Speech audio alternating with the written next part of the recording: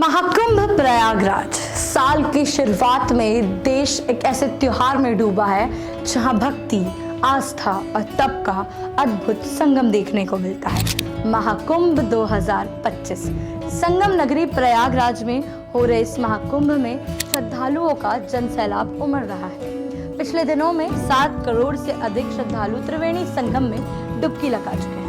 पौष पूर्णिमा के दिन अमृत स्नान का पहला पर्व मनाया गया, जिसमें करोड़ों श्रद्धालुओं ने गंगा, यमुना और अदृश्य सरस्वती के संगम में स्नान किया। महाकुंभ केवल एक धार्मिक आयोजन नहीं है, बल्कि भारत की सनातन संस्कृति, आध्यात्मिक और आस्था का प्रतीक है। इसे दुनिया का सबसे बड़ा मेला कहा जाता है। इस बार महाकुंभ में देश विदेश से 45 करोड़ से अधिक श्रद्धालुओं का आने का अनुमान है। बात करते हैं कुंभ की। यहाँ का नजारा अद्भुत होता है। नागा साधु, अखाड़ा के महंत, साधु संत और लाखों श्रद्धालु मिलकर एक ऐसा वातावरण बनाते हैं जहाँ आस्था और भक्ति हर सांस में महसूस होती है। कुंभ शब्द का अर्थ है कलश, और इस कलश का संबंध समुद्र मंथन से है।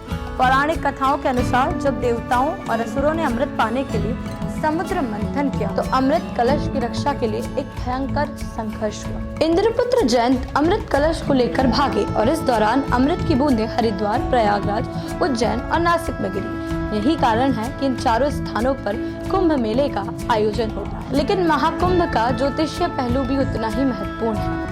जब सूर्य, चंद्र, गुरु और शनि खास ग्रह राशि संयोग में होते हैं, तब कुंभ का आयोजन होता है।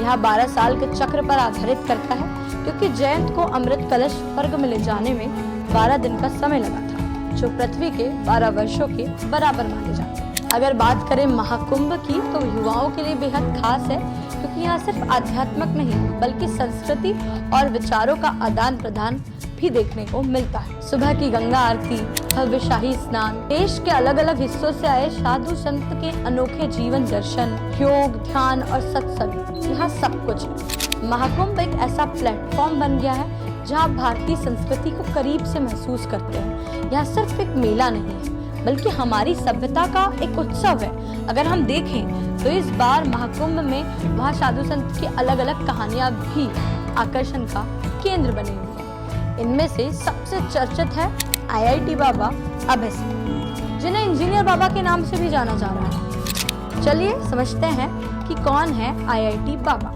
अभय सिंह का दावा है कि उन्होंने IIT बॉम्बे से इंजीनियरिंग में डिग्री हासिल की। एक समय था जब वे लाखों का पैकेज करने वाली नौकरी करते थे, लेकिन सांसारिक जीवन को त्याग कर उन्होंने साधना का मार्ग अपनाया। IIT बाबा का आध्यात्मिक जीवन चुनने का कारण कई तरह के कयासों से घिरा हुआ है। कुछ लोग कहते हैं कि उन्हें प्रेम में धोखा मिला, तो कुछ के अनुसार वे बेरोजगारी और अवसाद से जूझ रहे थे। खुद अभय सिंह का कहना है कि उन्होंने जीवन के गहरे अर्थ की खोज में यह मार्ग चुना है। आज का महाकुंभ केवल धार्मिक आयोजन नहीं है, बल्कि आस्था और विज्ञान का अनोखा संगम है। वैज्ञानिक मानते हैं कि कुंभ के दौरान गंगा का पानी सकारात्मक ऊर्जा से भर जाता है। सूर्य, चंद्र और गुरु की खास स्थिति इस पानी को और भी पवित्र बना देती। तो अगर आप 2025 के इस महाकुंभ का हिस्सा नहीं बने, तो आप एक अद्भुत अनुभव से वंचित रह जाएंगे। यह केवल आस्था और भक्ति का संगम नहीं है, बल्कि भारतीय संस्कृति का जश्न है। यह जाना सिर्फ एक यात्रा नहीं है, बल्कि अपने भीतर की शांति और ज्ञान को खोजने का एक अनुभव भी हो सकता है। तो इस कुंभ 2025 में जाना मिस ना करें। आस्था, संस्कृति, आध्यात्म का यह अद्भुत संगम देखने के लिए संगम नगरी प्रयागराज जरूर जाएं। महाकुंभ आपको बुला रहा है। मैं सलोनी आपसे विदा लेती हूँ। मिलते हैं ऐसे और वीडियोस के साथ। आप तब तक देखते रहिए।